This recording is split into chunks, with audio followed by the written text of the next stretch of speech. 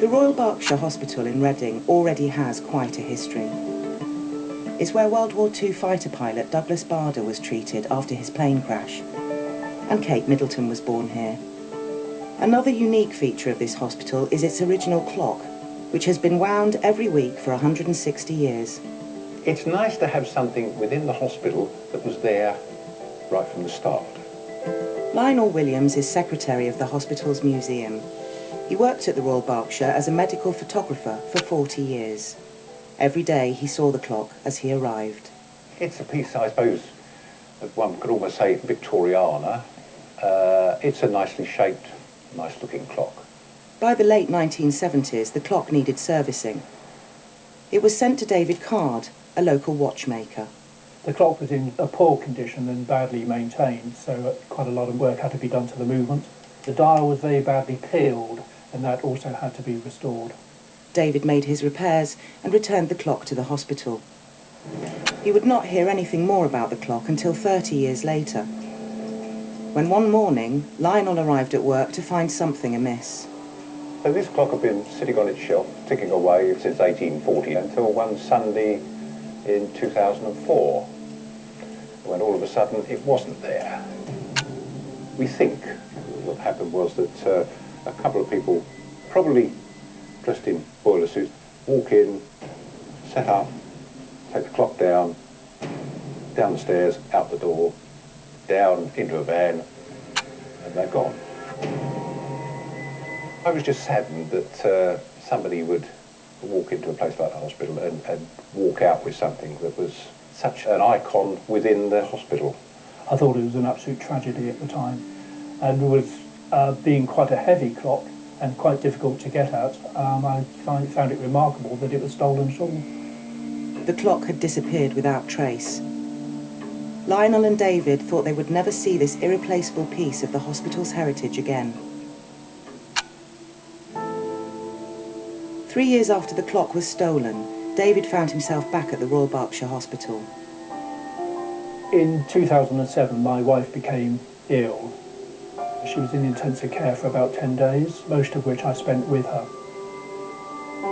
Sadly, David's wife didn't recover from her illness and died days later. David wanted to do something special to remember her by. I decided I would replace the clock as a memorial to my wife.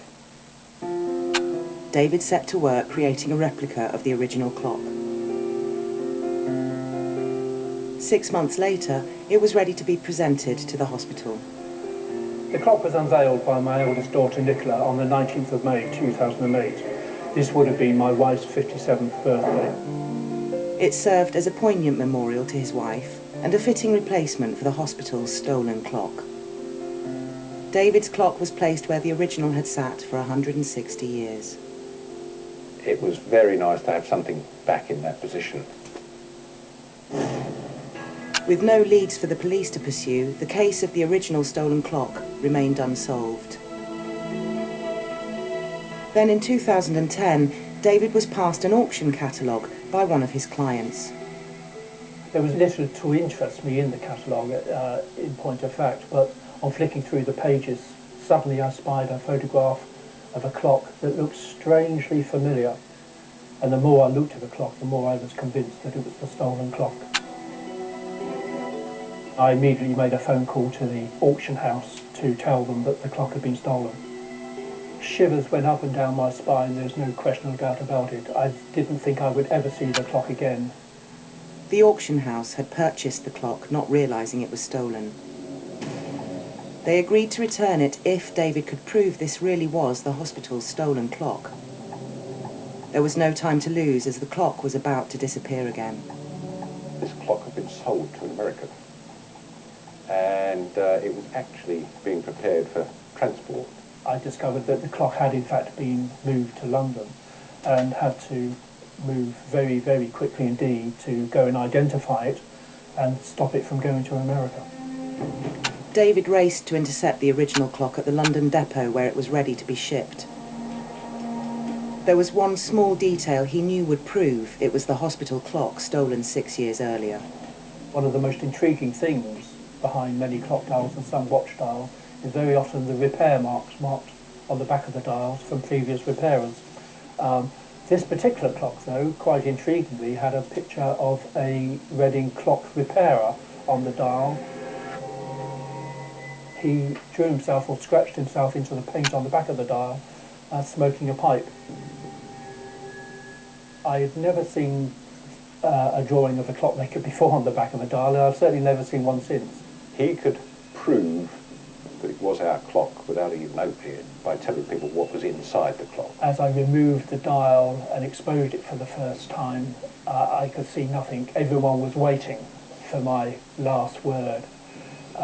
My son-in-law, who came with me, took it out into the daylight, and as quick as a flash I heard, "We found it, we found it." Our clock had suddenly been found alive and well, one might say. Well, perhaps not quite so well. I think it needed a few repairs, but it was certainly alive. This etching, hidden behind the clock's dial, is a self-portrait of a clockmaker called Mr. Snowden, who repaired the clock in the 1880s. It remained unseen for almost a century, until David serviced the clock in the late 1970s. When you consider the dozens of catalogues that are available every single day, and none of which I ever see, I rarely see an auction catalogue of any sort. So to actually be handed this one is like a one in 10,000 chance. Quite staggering, really. Once David had saved the clock from being shipped to America, he restored it for a second time. The clock is now back at the Royal Berkshire, on display in the hospital's museum. All thanks to a secret passed from one craftsman to another.